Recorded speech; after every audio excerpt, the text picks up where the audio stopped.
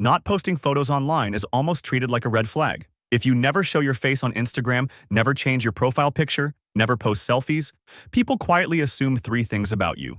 You are socially awkward, hiding something, or just boring. I want to put a very different conclusion on the table. Many people who rarely or never post photos are not social failures at all. Psychology and social media research suggest they often share a rare combination of traits: high sensitivity to exposure, strong observation skills, and a fierce need to protect their real self. This video is for two groups of people: the ones who basically live in ghost mode online, and the ones who judge them. By the end, you will know two things very clearly. First, what this rare trait actually is, and how it can be both a superpower and a trap. Second, what you should do if you recognize yourself as the person who never posts, but quietly feels more and more disconnected. Before we go on, if you are the type who almost never posts photos, you can already write one simple sentence in the comments: "I'm a ghost." Let's see if you are really alone, or if there are far more of us than it seems. First, the core idea. Not posting is a different way of being online.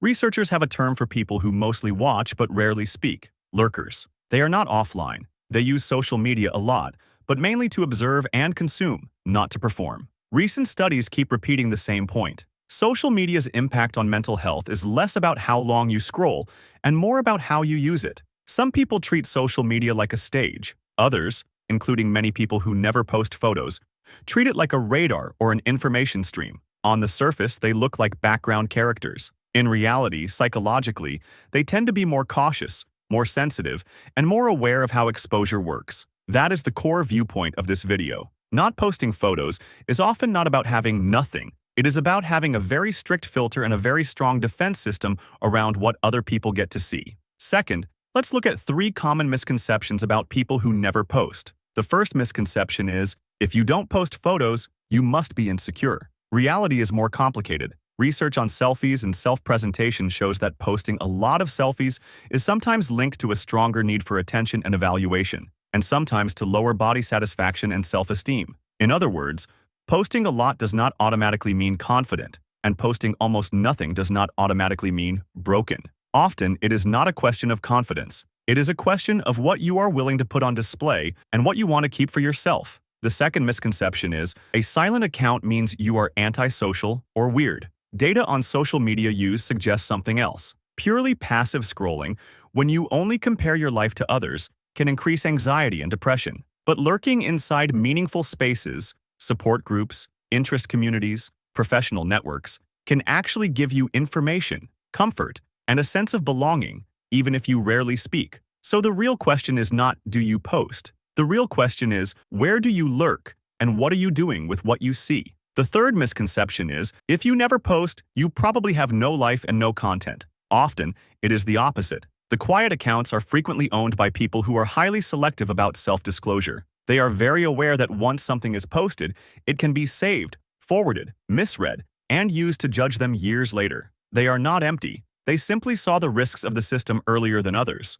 Who can see this, how long it will stay online, and whether it could be used against them? If you have been hearing these three judgments for years, it is very easy to internalize a sentence: if I don't post, something is wrong with me. Now, we switch the angle and look at what is actually going on inside. Third, the rare traits behind never posting. I want to describe 4 traits that show up again and again in people who rarely post. This is not a diagnosis. It is a pattern. The first trait is a highly sensitive vulnerability radar. Many people who never post are extremely aware of what could happen once they show a piece of themselves. They know that a photo or a sentence can be screenshotted, mocked, taken out of context, or thrown back at them. So they choose silence over exposure. That is not social incompetence. It is a very strong instinct to protect their vulnerable parts from a public arena that does not always play fair.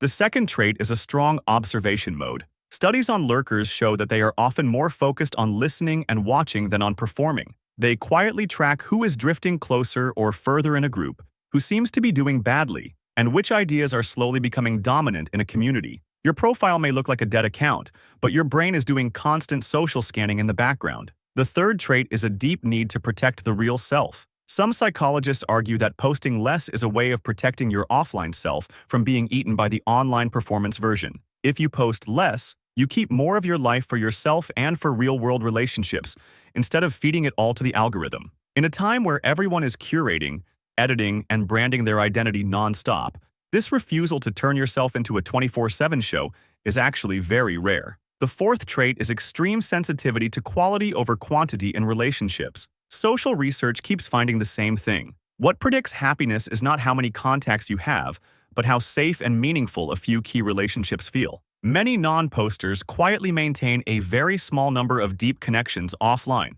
or in private chats. One or two people they can be fully honest with means more to them than dozens of people liking a photo. If you rarely post and at the same time care a lot about honesty and depth in relationships, you are very likely in this group. Fourth, is this a superpower or a warning sign? By now, it is tempting to romanticize yourself as the clear-headed observer, or to keep believing, I'm just not made for people. I want to give you a more honest test. Look at whether you have slipped into a pattern of high sensitivity, high observation, and low connection. Health organizations have been blunt about this. Long-term social isolation and chronic loneliness significantly increase the risk of early death at a level similar to heavy smoking. So the real problem is not, do you post photos or not? The real problem is, while you are not posting, do you have any real human connections that can pull you up when you hit emotional bottom? If your pattern looks like this, you do not post, you do not comment, you do not reply, and you do not see people in real life either. Your sleep is getting worse,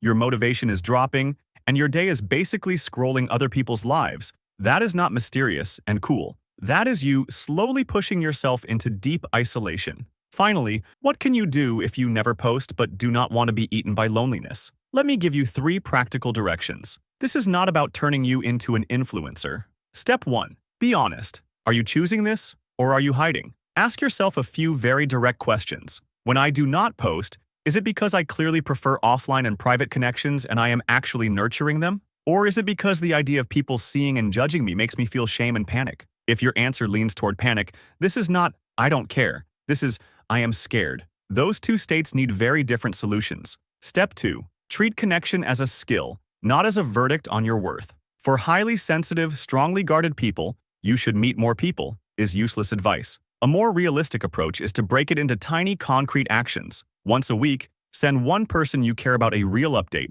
not an emoji, but one sentence about how you have actually been. Once a month, attend one offline activity where you feel relatively safe. A class, a hobby group, a support circle, anything small. If you want to leave a social situation, set a minimum rule. I will stay for 1 hour, then I can decide to go, instead of disappearing before you even show up. You do not need to become an extroverted performer. You are just keeping your social muscles from completely atrophying. Step 3. If not posting plus not connecting is already hurting your body, ask for help. If you have spent months avoiding people, ignoring messages, sleeping badly, feeling like nothing matters, and using short videos, alcohol, or endless snacking to get through the day, that is a mental health warning sign, not a personality quirk. At that point, the most helpful move is not to force yourself to upload a selfie. It is to contact someone who can meet you where you actually are, a therapist, a counselor, your doctor, or a support group. You need a safe environment to unpack this high sensitivity, high defense system you built instead of staying locked inside it alone. If you are still here, I can guess one thing. You are either the person who never posts but sees everything, or you love someone like that and have been calling them cold, distant, or hard to approach. I want to invite you to do 2 things. First, share one small truth in the comments. You can write something like, I almost never post photos, but I notice everything, or I'd rather stay in ghost mode than be misunderstood. You will see that the quiet ones are not as rare as you think. Second, if you want to keep unpacking these hard-to-explain patterns, like why social media makes you feel more insecure, why you feel you never quite fit in, or why you want to run away the moment someone gets close, subscribe to this channel. We will keep using research and real stories to turn the problems you thought were only yours into a kind of psychological manual you can actually understand and use. You do not have to post a lot of photos, but you do deserve a few relationships where you do not have to perform and you are not afraid of being seen.